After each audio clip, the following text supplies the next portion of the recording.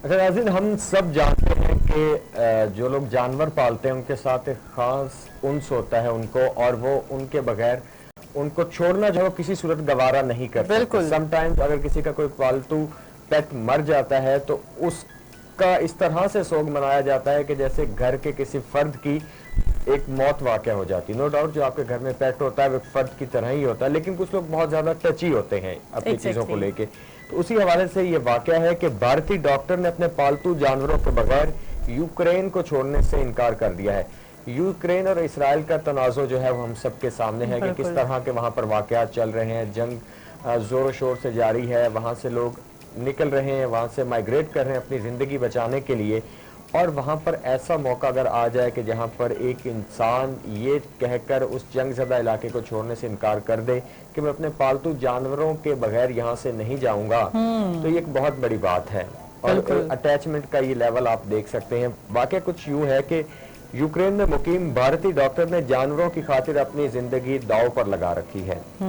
Ukraine में मुकीम गिरी कुमार नामी भारतीय डॉक्टर ने अपने पालतू जानवरों ब्लैक पैंथर और जैगवार के बगैर मुल्क को छोड़ने से इनकार कर दिया है। अब कितनी खूबसूरत बात है कितनी वैसे खूबसूरत बात है कि वैसे वाकई लोग अपने पेट्स रखते हैं और उनको अपने फैमिली मेंबर की तरह, अपने फ्रेंड्स की तरह, बहन भाइयों की तरह ही ट्रीट करते हैं। बहुत बड़ी बात और है ये कि जब फीलिंग्स ऐसे इतनी एफिलिएट कर जाती हैं कि नौबत यहाँ तक आ जाती है कि आप इतने इमरजेंसी वाले हालात में, इतने हंगामी सूरत हाल में आप फिर भी कह रहे हैं कि मैं ये मुल्क, ये कंट्री नहीं छोड़ूंगा just for the sake of अपने पेट्स की वजह से। जब आपके पास ये ऑप्शन होता है कि या आप अपनी ज़िंदगी बचाएं या अपने जानवरों की, तो इस टाइम भी आप कॉम्प्रोमाइज़ नहीं करते हो। नहीं तो ये तो करते। एक एक्सट्रीम लेवल है आपके प्यार का, मोहब्बत का। जो रिपोर्ट हमारे पास है उसके मुताबिक भारत की रियासत आंध्र प्रदेश से ताल्लुक़ रखने वाले शहरी गिरी कुमार 15 साल कबल तिब की आला तालीम हासिल करने के लिए यूक्रेन गए, जहां उसने पढ़ाई मुकम्मल की और यूक्रेनी रीजन डॉन बॉस में रिहाइश इख्तियार करते हुए बाहसियत डॉक्टर अपनी खिदमात फराहम करने लगा। रिपोर्ट में बताया गया कि रूस ने यूक्रेन पर चढ़ाई के बाद अवाम को जंगी सूरत हाल का सामना है। वो हम सबको पता है कि वहाँ पर इस टाइम क्या सूरत हाल है। आए दिन कैजुअलिटीज़ चलती हैं, ब्लास्ट हो रहे हैं, वहाँ पर धमाके हो रहे हैं। तो और हर कोई अपनी जान बचाने के लिए मुल्क से इनखिला कर रहा है, लेकिन भारतीय डॉक्टर ने अपने जानवरों के बगैर भारत वापस जाने से साफ इनकार किया। उसने कहा कि अगर मैं यहाँ से जाऊँगा तो मेरे दोनों पालतू जानवर जो हैं वो यहाँ से जाएंगे, वरना मैं नहीं जाऊँगा। क्योंकि जैगवार और ये ब्लैक पैंथर है तो उनकी माइग्रेशन, वहाँ से इनको शिफ्ट करना, उसके बहुत से लंबा प्रोसीजर है और बहुत से कानूनी पहलू जो हैं आड़े आ जाते हैं। क्योंकि आप जानवरों को एक स्टेट से दूसरी स्टेट एक पर्सन उसको मुंतकिल नहीं कर सकते। एक लीगल प्रोसीजर है जिसके बाद ही आपको अलाउ किया जाता है कि आप अपने पेट्स को साथ लेके जाएं, खास किस्म कि वो के जिस पेट कंट्री में जा रहे हैं क्या उस कंट्री में इन जानवरों को एज अ पेट रखना अलाउ भी है या नहीं। खैर, तो उन्होंने मजीद कहा कि मैं अपनी जान बचाने के लिए पैंथर और जैगवार को किसी सूरत छोड़ने के लिए तैयार नहीं हूँ, क्योंकि ये मेरे बच्चे हैं। मैं आखिरी सांस तक इनके साथ रहकर हिफाजत करूंगा। उन्होंने मजीद बताया कि मेरे वालिदैन मुझे भारत वापस बुला रहे हैं, लेकिन मैंने उन्हें साफ मना कर दिया है। जैगवार एक चिड़ियाघर में बीमार पड़ा था, जहां से मैंने उसे बच्चों की तरह गोद लिया, फिर साथी के तौर पर ब्लैक पैंथर का इंतखाब किया। जंग की वजह से आजकल अपने जानवरों के साथ बेसमेंट में रह रहा हूँ। तो काफ़ी एक टची सी, हार्ट टची सी स्टोरी है ये कि किस तरह से एक इंसान जानवरों की खातिर अपनी ज़िंदगी दांव पे लगाकर एक जंगज़दा इलाके में मुकीम है, जहाँ पर फूड का प्रॉब्लम है, सिक्योरिटी का प्रॉब्लम है, जब उसके पास ऑप्शन है भी कि वो जा सकता है वापस, लेकिन वो अपने पेट्स की वजह से नहीं जा रहा। तो बहुत ही हार्ट टचिंग स्टोरी थी और बहुत ही ज़बरदस्त स्टोरी थी। इस तरह की स्टोरीज से हमारे लिए सीख भी है, लेकिन एक सबक ये भी है कि उसके पेरेंट्स किस कदर परेशान होंगे, क्योंकि वो अपने पेट्स को अपनी औलाद समझता है, तो वो भी किसी की औलाद है, उसको भी अपने पेरेंट्स की फीलिंग्स को समझना चाहिए। खैर, इसी के साथ बढ़ते हैं आगे और बताते हैं आपको ज़मीन से 1800 फुट बुलंद दुनिया का बुलंद तरीन रेस्टोरेंट कायम कर लिया गया। आजकल आप सब जानते हैं कि आउटडोर लंचिंग वगैरह और डाइनिंग का काफ़ी ज़्यादा ट्रेंड है। और इस सब के साथ साथ आउटडोर डाइनिंग के अलावा ज़्यादा से ज़्यादा लोग प्रेफर करते हैं कि हाइट पर जाकर एक रेस्टोरेंट बनाएं जहाँ जाकर लोग अच्छा फील करें, एक अच्छा मंजर देखने को मिले, अच्छे व्यूज हों और ट्रैफिक वगैरह से हम दूर रहें, पुरसुकून हो के पुरसुकून जगह हो। अभी रिसेंटली मोनाल को जो इस्लामाबाद में सील किया गया था, उसको भी डीसील कर दिया गया है। वो भी लोगों का एक बड़ा, वहाँ पे जाते थे लोग घूमना फिरना, वो भी एक अलग सा एक सीन था वहाँ का। और ये तो जो आप स्टोरी शेयर कर रही है कि इतनी हाइट पे एक रेस्टोरेंट खोल दिया गया है, तो जाहिर है कि लोगों में दिलचस्पी बहुत ज्यादा होगी। बिल्कुल जी, आमतौर पर हम देखते हैं 17वीं मंजिल पर, 20वीं मंजिल पर, 21वीं मंजिल पर, लेकिन ये तो तमाम मंजिलों को मतलब पीछे छोड़ गया है, तमाम ऊंचाइयों को और बुलंदियों को। शंघाई में 1800 बुलंद रेस्टोरेंट को दुनिया का बुलंद तरीन रेस्टोरेंट करार दे दिया गया। दुनिया का बुलंद तरीन रेस्टोरेंट, हम आपको इसके नाम के बारे में बताते हैं। इसका नाम है ह्योनली जिन रेस्टोरेंट। ह्योनली जिन रेस्टोरेंट जो कि 1800 फीट ऊंचा है और ज़मीन से लेकर ऊपर तक मतलब बड़ा प्यारा व्यू आता है, लोगों का यही कहना है। और सबसे खूबसूरत बात यह है कि इसको वर्ल्ड रिकॉर्ड कायम कर लिया गया है इसके हवाले से कि ये ज़मीन से इस कदर बुलंद है। अच्छा, ह्योनली जिन रेस्टोरेंट और टावर, मतलब ये एक टावर की ही शक्ल इख्तियार कर चुका है। हकीकत में होटल शंघाई टावर का एक मंसूबा भी है और गुज़िश्ता 19 जून में रेस्टोरेंट का बाज़ाब्ता इफ्तिताह किया गया था और Guinness book of world record को फरवरी में दरख्वास्त दी गई थी। अब इसकी तस्दीक की जा रही है कि इसको वर्ल्ड रिकॉर्ड में ऐड ऑन किया जाएगा या नहीं किया जाएगा। हाँ, क्योंकि और भी देखा जा रहा है कि कहीं ऐसा तो नहीं कि हम इसे वर्ल्ड रिकॉर्ड कायम कर दें कि इतना बुलंद एक रेस्टोरेंट और इससे भी ज़्यादा ऊंचाई पर कोई रेस्टोरेंट वाक़या हो। और इसका अच्छा 1800 फीट बनते हैं, 555 मीटर बुलंद। और एक रेस्टोरेंट जब इतनी ऊंचाई पर है, और मैं कहती हूँ उस पर तो आप बादलों का व्यू भी देख सकते हैं और अपने पूरे शहर को आप ऊंचाई से देख सकते हैं, तो बड़ा खूबसूरत एक मंजर पेश करता होगा ये रेस्टोरेंट। और लाजिम है कि अगर ये रेस्टोरेंट वाहिद है जो 1800 फीट की बुलंदी पर है, तो इससे वर्ल्ड रिकॉर्ड भी कायम किया जाए। इसी के साथ बढ़ते हैं आगे और जानते हैं अहमद से कि अहमद कौन सी खबर शेयर करेंगे।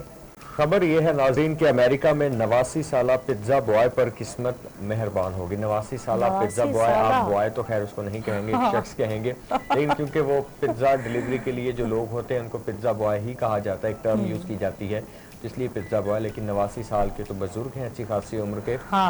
तो और यहाँ पे ये चीज़ भी है कि हमारे यहाँ तो ये खैर ये चीज़ है कि बड़ी रिस्पेक्ट दी जाती है अपने पेरेंट्स को, बुजुर्गों को, लेकिन वेस्ट में ये चीज़ नहीं है। जो लोग वेस्ट का प्रचार करते हैं, उठाते हैं, वहाँ पे आप देख लें कि वहाँ पे मौजूद जितने भी लोग हैं, चाहे कोई बच्चा है, जैसे ही वो अपनी टीन एज को क्रॉस करता है, 18 पे आता है, या कोई उनका बुजुर्ग है, स्टिल अपने जिंदा रहने तक हर बंदे को अपनी रोजी रोटी के लिए खुद काम वहाँ पे करना पड़ता है। तो जो लोग नाशुक्रे हैं इस मुल्क की इस बात को लेके, उनको चाहिए कि शुक्र अदा करें कि यहाँ पे रह रहे हैं, यहाँ पे तमाम सहूलतें। हमारा फैमिली सिस्टम बड़ा खूबसूरत है। हमारे यहाँ एक ही आदमी कमा रहा होता है और वो पूरे के पूरे कुंबे को चला रहा होता है। अगर आप किसी ऐसे इंसान से जिक्र करें जो अब्रॉड में रहा है, पला बड़ा है, तो वो हैरान रह जाता है कि कैसे कोई एक इंसान कमाए और पूरा एक खानदान, पूरा कुंबा बैठकर खाए। बिल्कुल। तो बड़ी ये एक बड़ी अच्छी सपोर्ट है। जैसे औरत मार्च के हवाले से भी गुज़िश्ता रोज बातें हो रही थी, तो उसमें भी बात हो रही थी कि हमारा बड़ा खूबसूरत कल्चर है, यहाँ औरत के ऊपर जिम्मेदारी नहीं है बिल देने की, औरत के ऊपर जिम्मेदारी नहीं है ज्यादातर, अगर देखा जाए कि उसने ग्रॉसरी खरीद कर लानी है, उसने घर के अखराजात उठाने हैं। अगर औरत कोई काम कर भी रही है तो उसकी तमाम की तमाम जो अर्निंग होती है वो उसकी सेविंग होती है, या वो अपनी मर्जी से जहाँ चाहे खर्च करे। बिल्कुल। लेकिन एक बड़ा अच्छा सिस्टम है हमारे यहाँ में, ये चीजें नहीं है। जैसे कि मैं कल परसों पढ़ रहा था एक आर्टिकल, तो उसके अंदर लिखा हुआ था कि अगर आप पाकिस्तान में या पाकिस्तान के किसी सूबे के अंदर जाते हैं, आप चले जाएं KPK में चले जाते हैं, वहाँ पे खाना खाते हैं किसी के घर में, और वहाँ पर अगर आप उसको पैसे देंगे तो वो आपको साथ बुरा पेश आएगा खाने की, क्योंकि वो हमारा कल्चर है।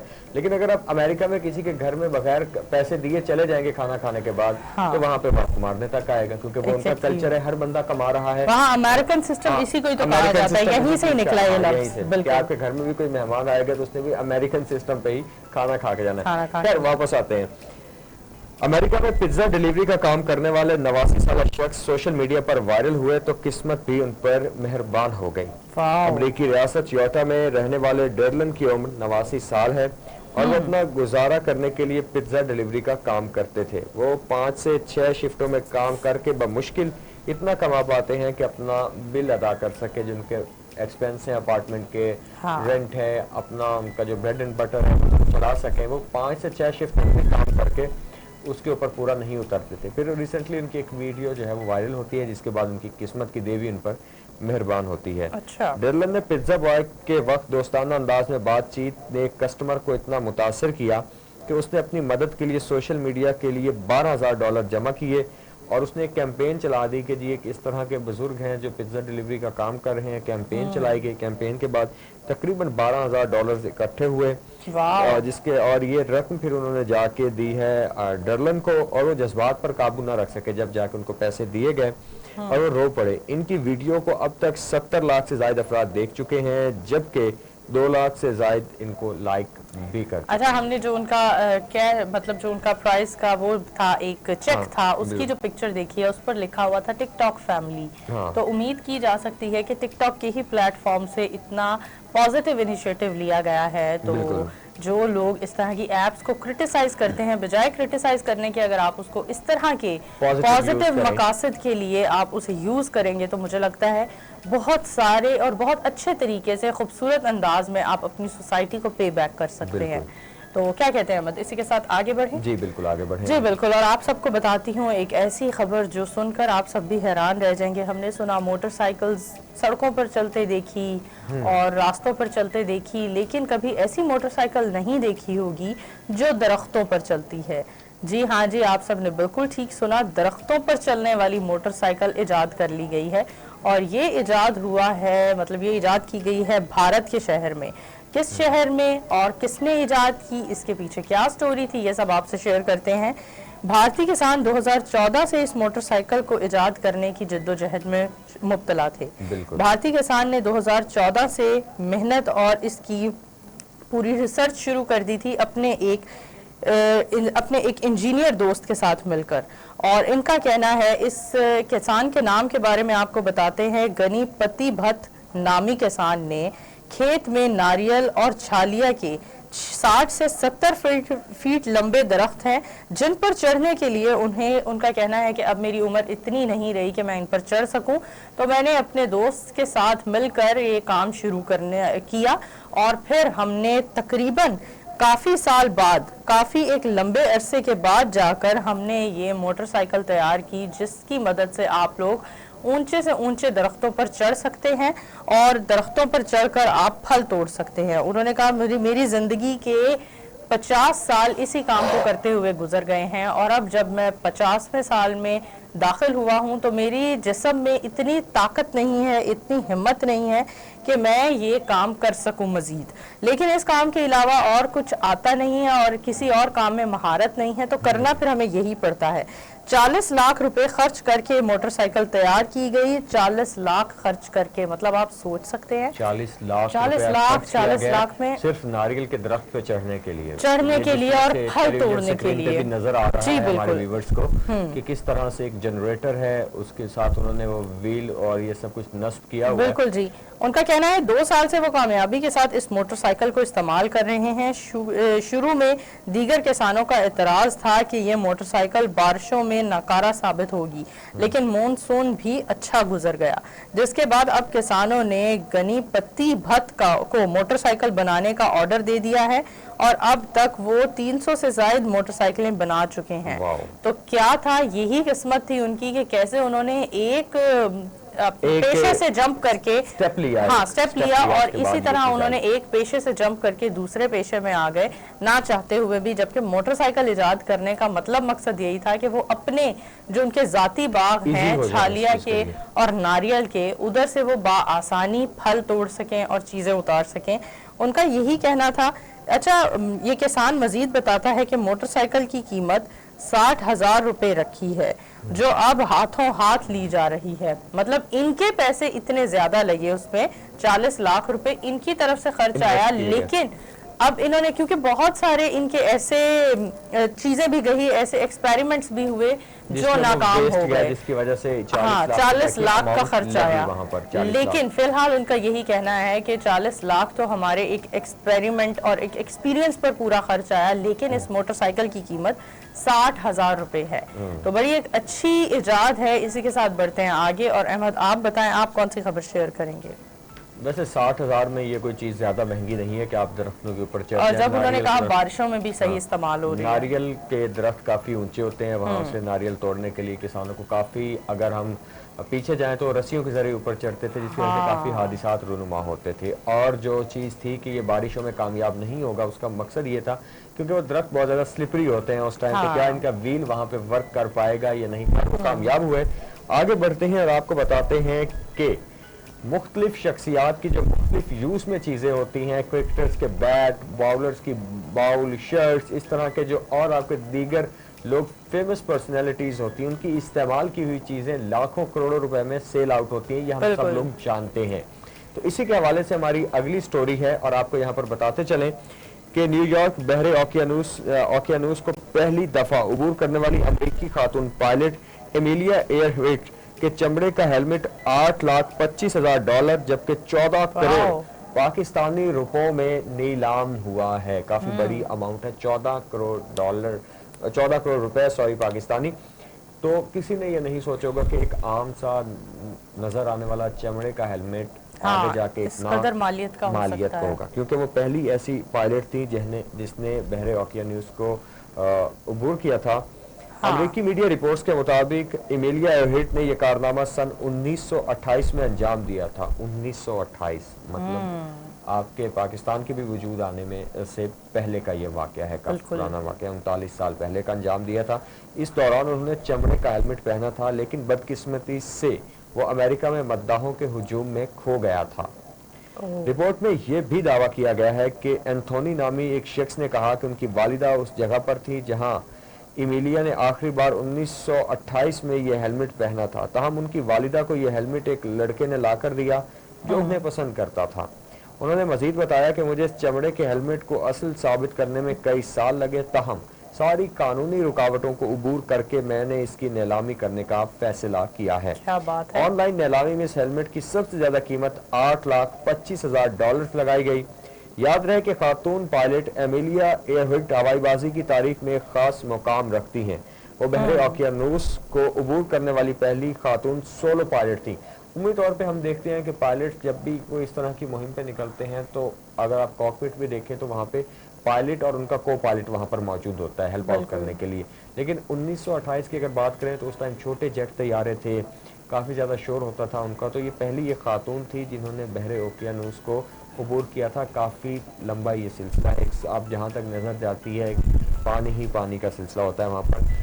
वाज़ेह रहे कि एमिलिया एयरविट का जहाज़ नेविगेटर 1937 में बहरुल काहिल पर से प्रवास करते हुए गायब हो गया था। तो उस वक्त नोकोमोरो जजीरे के करीब थी। बाद में उनका जहाज़ भी ना मिला, जिसकी वजह से अब तक वो एक मौमा हल ना हो सका कि क्या उनका प्लेन क्रैश कर गया या क्या हो गया, क्योंकि 1937 में टेक्नोलॉजी इतनी एडवांस नहीं थी। नो डाउट कि टेक्नोलॉजी थी कि आप अगर ख़वातीन उस टाइम भी जहाज़ उड़ा रही थी, लेकिन इतनी एडवांस नहीं थी कि उनको डिग आउट किया जा सकता। बिल्कुल जी। खैर, इसी इंटरेस्टिंग स्टोरीज के साथ बढ़ते हैं ब्रेक की तरफ और ब्रेक से वापस आगे चलेंगे अपने अगले सेगमेंट की तरफ। हमारे साथ रहिए।